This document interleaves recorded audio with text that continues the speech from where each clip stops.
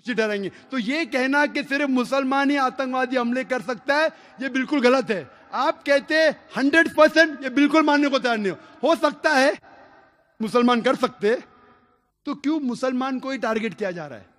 बराबर तहकीक करो, मुसलमान रिस्पॉन्सिबल पकड़ो, हम आपका साथ देंगे, लेकिन बेबुनियाद पकड़ना मेरे हिसाब से सही नहीं। अगर मुसलमान कुछ गलत काम करते हैं तो नाम आता है का मुस्लिम टेररिस्ट।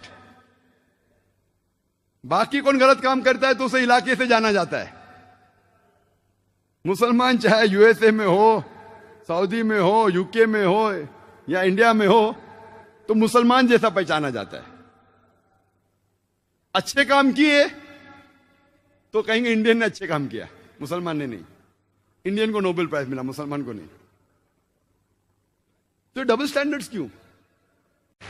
मैं ये नहीं कहता हूं कि मुसलमान ने आतंकवादी हमले नहीं किए, कोई भटके हुए मुसलमान हैं जो किए होंगे, मैं ये नहीं कहता हूं कभी नहीं किए, ये बिल्कुल गलत होगा।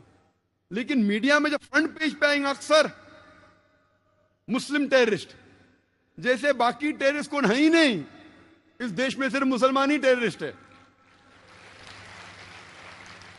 जब तहकीक करते पता लगता है कि सिख टेररिस्ट भी है, बिंदनवाला ग्रुप, और ये सिख टेररिस्ट ने 5 जून सन 1984 में उन्हें गोल्डन टेम्पल को कब्जा किया। इंडियन आर्मी फोर्स जाती है, उनको बाहर निकालती, 100 लोग की हत्या होती है। उसके चंद महीने बाद 31 अक्टूबर सन 1984 में उस टाइम के प्रधानमंत्री राजीव गांधी की माता श्रीमती इंदिरा गांधी की हत्या होती है। उसकी खुद की सिक्योरिटी गार्ड उसकी हत्या करते। आता है पेपर्स में security guard assassinated Shrimati Indira Gandhi. कौन था? सिख था। आज भी आप वेबसाइट पे जाएंगे, आपको यह नहीं मिलेगा कि सिख टेररिस्ट ने अटैक किया। Personal body guards of Shrimati Indira Gandhi ने उसकी हत्या की। आप असम में जब जाएंगे, असम में एक टेररिस्ट ऑर्गेनाइजेशन है ULFA, United Liberation Front of Assam, बहुत खतरनाक है।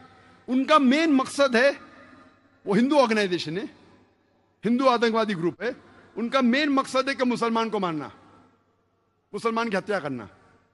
और आपको पता है कि चंद सालों में उल्फा, सिर्फ उल्फा ने, ये 2 साल के पहले का स्टैटिस्टिक्स है, अभी अपडेट नहीं किया हूं मैं, 2006 तक के उल्फा ने 749 टेररिस्ट अटैक्स किए। There is no other terrorist organization in the world history who has done 749 terrorist attacks. 749 terrorist attacks ULFA ने किए चंद सालों में सिर्फ। हम पढ़ते ही नहीं पेपर में, हमें पता ही नहीं। मैं जब बॉम्बे में पेपर पढ़ता हूं, पता चलता कश्मीरी टेररिस्ट, मुस्लिम टेररिस्ट। जब मुझे कश्मीर लोग काफी बुला रहे थे तकरीर करने के लिए, और मैं सोच जाऊं क्या नहीं जाऊं, जाऊं क्या नहीं जाऊं, फिर 2003 में सोचता हूं मैं जाऊंगा। अल्हम्दुलिल्लाह वहां की गवर्नमेंट पूरा इंतजाम करती है, और 14 साल के बाद सबसे पहली बार खुले आम पोलो ग्राउंड में तकरीर करने की परमिशन देती है। माशाल्लाह 1 लाख से ज्यादा लोग वहां मौजूद होते। मैं सोच रहा था मैं जाऊं क्या नहीं जाऊं, हालात बुरे हैं। मौत का तो डर नहीं, अल्हम्दुलिल्लाह अल्लाह के काम के लिए, बस सोच रहा था अच्छी फिजा है कहने गया मैं। फौरन गवर्नमेंट ने मुझे 2 पुलिस ऑफिसर दिए स्टैंड गन के साथ। मैं वहां गया, तकरीर किया, चीफ मिनिस्टर से मिला, गवर्नर ने मुझे बुलाया डिनर के लिए, ब्रेकफास्ट के लिए, काफी मिनिस्टरों से मिला। हालात तो लग रहे थे, लेकिन मुझे कुछ महसूस नहीं हुआ कि 2 बॉडीगार्ड्स की जरूरत थी। चंद महीने बाद मैं जाता हूं असम में, एयरपोर्ट पे उतरता हूं, उतरते ही 4 पुलिसमैन स्टैंड गन के साथ। 4 पुलिस, असम में क्या जरूरत है? असम में 4 पुलिसमैन, वो भी स्टैंड गन के साथ, क्या जरूरत है? जब मैं सड़कों पे निकलता हूं, एयरपोर्ट से दूर जाता हूं, फिर एहसास हुआ मुझे 3 दिन बाद कि अगर ये 4 पुलिस अफसर मेरे साथ नहीं होते थे तो शायद मैं आज नहीं होता था यहां। हमें तो पता ही नहीं आसाम की हालत क्या है। आसाम में इतने आतंकवादी हमले हो रहे, हमें पता ही नहीं है। मुझे तो बिल्कुल नहीं पता था, मैं न्यूज़पेपर पढ़ता हूं हमेशा। वहां जाने के बाद पता चला, इंटरनेट पे तहकीक करने के बाद पता चला कि वहां की terrorist organization is one of the most dangerous, बहुत खतरनाक। ऐसे कई टेररिस्ट ऑर्गेनाइजेशन, असम में, बोडो, मिजोरम में कई क्रिश्चियन ऑर्गेनाइजेशन है, मीजो क्रिश्चियंस ऑफ नागा, वो भी आतंकवादी हमले करते। और एक हमला किया था 2 अक्टूबर को, 2 तारीख अक्टूबर के सन 1984 में 44 हिंदू लोग का कत्ल करते ये क्रिश्चियन ऑर्गेनाइजेशन, और कई लोग को जख्मी करते। खाली क्रिश्चियन लोग ने कितने हमले किए हिंदुस्तान में वक्त नहीं है, क्योंकि 10 बजे तकरीर बंद करना है हमें।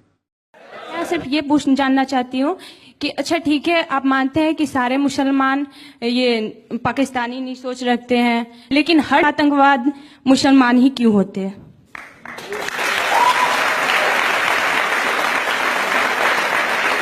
महात्मा गांधी को जिसने मारा वो मुसलमान था क्या?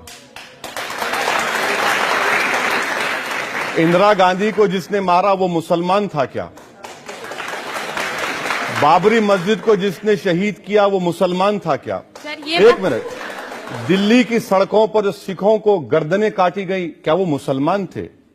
गुजरात के गली कूचों में जिन लोगों को मारा गया और जिनको बेघर किया गया, क्या वो मुसलमान थे?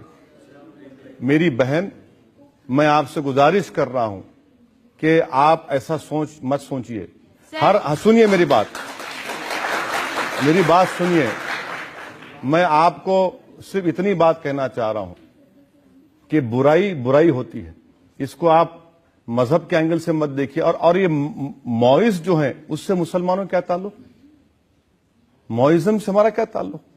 हम तो हर वायलेंस की मजम्मत कर रहे हैं, और मजम्मत करना भी चाहिए, कंडेम करना चाहिए। मजम्मत का मतलब, मैं आपकी इस बात से बिल्कुल सहमत हूं।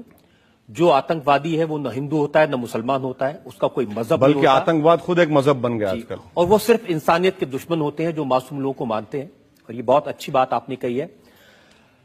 अब बहुत सारे इल्जाम मैंने आप पर लगाए, बहुत सारे सवाल आपसे पूछे, आपने अच्छी सफाई दी। हम एक तो कहो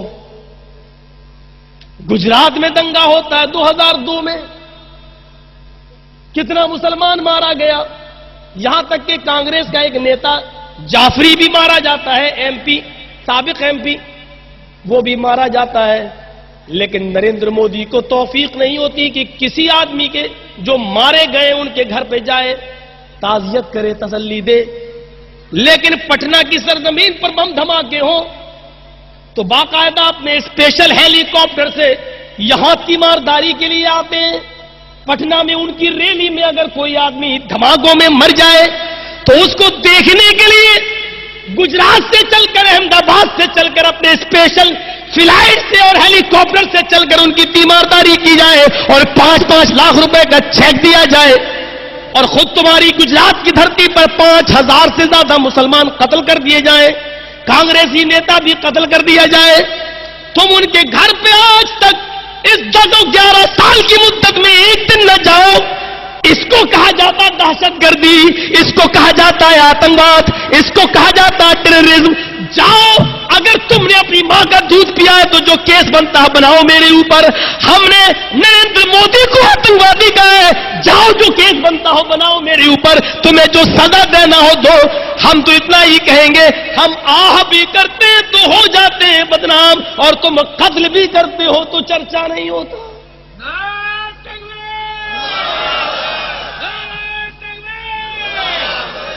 ये कौन सी तहजीब है कि तुम्हारे घर में आग लगी है उसको तो न बुझाओ, और दूसरे के यहां जो आग लगी नहीं है, बुझ चुकी है, उसको शोले देने के लिए और भड़काने के लिए और चले आओ, उस पे पेट्रोल का काम करो। ये कहां की इंसानियत है और कहां की मानवता है, और कौन सा धर्म इसकी इजाजत दे रहा है? कौन सा धर्म इसकी इजाजत दे रहा है? कृष्ण जी ने भी यही कहा, पढ़ लीजिए गीता। कृष्ण जी ने भी ये कहा कि हुकूमत और सल्तनत कुफ्र से तो चल सकती है, नास्तिकता से तो चल सकती है, नाफरमानी से तो चल सकती है, अधर्म से तो चल सकती है, लेकिन जुल्म से नहीं चल सकती है। कृष्ण जी ने भी गीता में यही कहा है, अधर्म बनकर हुकूमत चलाओ तो चला सकते हो, लेकिन जालिम बनकर हुकूमत चलाओगे तो नहीं चल सकती।